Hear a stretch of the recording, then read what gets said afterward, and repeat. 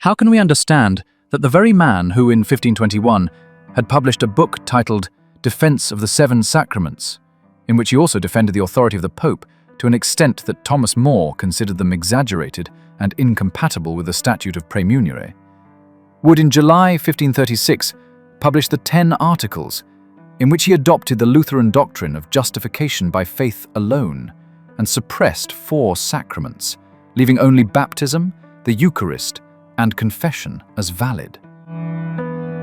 This is a key issue, one that those who argue that Henry VIII was fundamentally a Catholic king who merely had a problem with the Pope, and that the Anglican Church has also preserved a doctrinal and even liturgical core very similar to that of the Catholic Church, prefer to gloss over.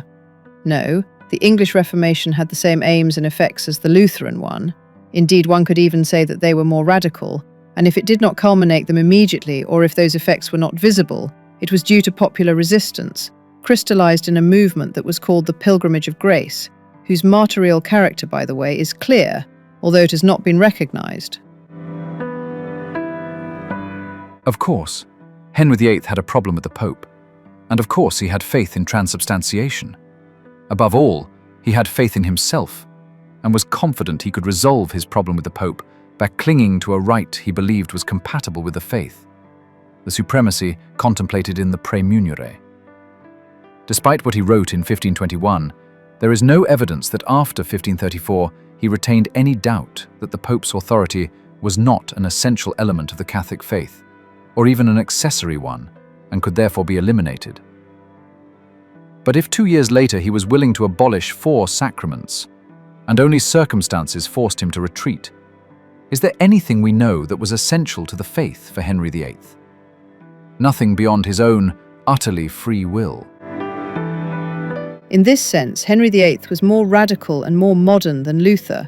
It was not about denying that the Church had authority to interpret Scripture, sola scriptura, and that the encounter with Christ was an exclusively personal matter, sola fides.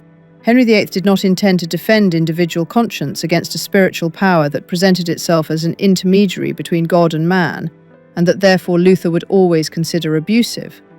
What he intended was to protect his right to decide, placing that supremacy, which for him, but only for him, was individual, above any other reality. To protect his sovereign decisions, starting with that of declaring his marriage to Catherine of Aragon null, Henry VIII went so far as to deny the very existence of a spiritual power. An external one, of course, but also the power of individual conscience, that could object to the commands of constituted power. There is no spiritual world and a material one. There is only one life, only one power, the political, the worldly, against whose orders no appeal can be made. Henry VIII has his share of responsibility, but he was only applying the ideology that was stamped on the Statute of Praemunire of 1392, the supremacy of the king over the Church in England. It was the same ideology as so many political and religious leaders who had manipulated history to make credible the fantasy that the Church in England had arisen without dependence on anyone from outside the island, and should govern itself and exist outside of any foreign influence. Even in the north of the island, we find the Scottish Presbyterian leaders stating without blinking that their way is the only true way to live Christianity.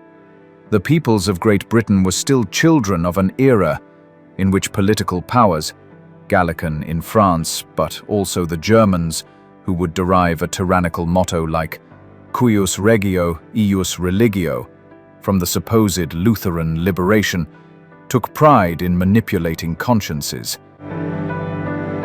In this drama, it is paradoxical that the only ones who clung to the reality that Christianity demands communion with the entire Church in time and space, namely the Irish, were always defeated.